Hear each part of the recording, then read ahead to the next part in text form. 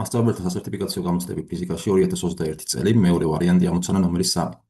ჭურჭელი, რომელშიც ასხია როს სიმკვრივის და ჰ სიმაღლის სითხე, მოძრაობს ვერტიკალურად ქვემოთ მიმართული ჟ-მეოთხედი აჩქარებით, სადაც შეთავისუფალი ვაზნის აჩქარებაა. ესე იგი, მოცემული გვაქვს ჭურჭელი, რომელშიც ასხია როს სიმკვრივის და ჰ სიმაღლის სითხე და ეს სითხე მოძრაობს, ეუბნებია ვერტიკალურად ქვემოთ მიმართული აუდრის ჟ-მეოთხედი აჩქარებითო, სადაც შეთავისუფალი ვაზნის აჩქარება არისო, განსადრო სითხის წნევა ჭურჭლის სკვერზე და ატმოსფერული P ატმოსფერული უგულებელავით. ხო, პირველ რიგში მოდი დავხატოთ რაიმე ჭურჭელი.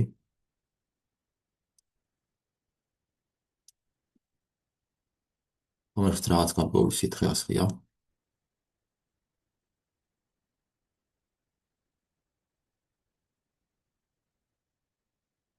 მოდით ამ სითხის მასახა ცენტრი ავიღოთ აქ დავუშვათ. ამ მასახა ცენტრზე იმოქმედებს ცხადია სიმძიმის ძალა mg. ამაზე თან იმოქმედებს საფრენის რეაქციის ძალა n. მოდით ღერძი მიმართოთ ვერტიკალურად ქვემოთ, ეს იყოს y ღერძი.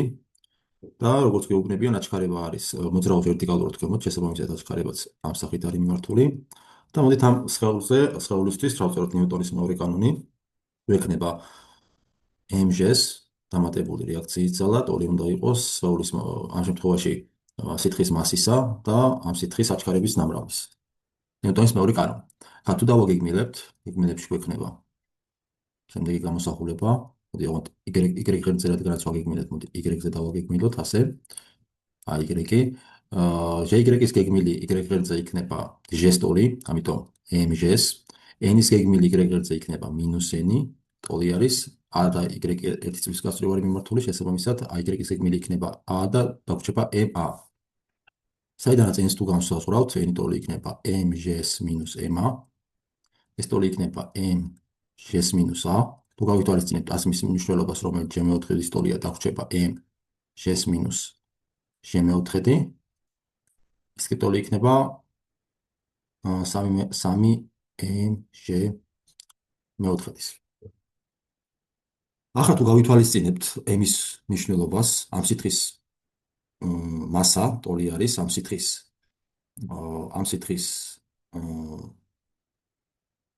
სიმკვრივე გამრავლებული ამ სითხის მოცულობაზე. შესაბამისად ეს ტოლი იქნება სითხის სიმკვრივე გამრავლებული ფართობის და სიმაღლის ნამრავლზე, რადგან მოცულობა არის ფსკერის ფართობის ნამრავლის სიმაღლეზე. და ამასთან იმას გათვალისწინებით, რომ ამ შემთხვევაში წნევა ფსკერზე იქნება ფსკერზე მოქმედი ძალის ფართობისა ფართობთან, შესაბამისად n-ის მნიშვნელობა არის 3/4 mg გაყოფილი s-ზე. ეს ტოლი იქნება იმის მნიშვნელობას თუ შევიტანთ 3/4 რho s gh-ში შეფარდებული s-თან, s-ები შეგვეკვეცება და საბოლოო წნევით დაგვრჩება, რომ ტოლი არის 3/4 რho gh-ის. ესე იგი, საბოლოოდ რომ დავწეროთ პასუხი, წნევა ფსკერზე ტოლი ყოფილა 3 რho gh მეოთხედის. პასუხი K.